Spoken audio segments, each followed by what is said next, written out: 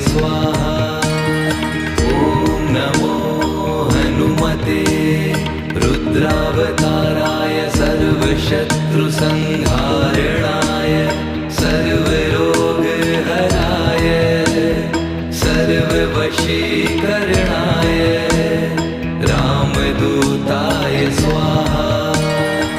ॐ नमो हनुमते रुद्रावताराय सर्वशत्रुसंहारणाय सर्वरोगहराय सर्ववशीकरणाय रामदूत।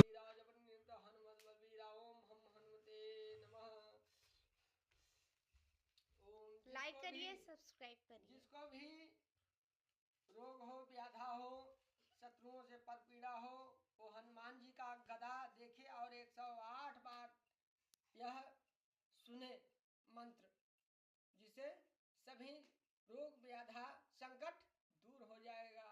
बोलिए श्री रामचंद्र की जय, पवन सुत हनुमान की जय।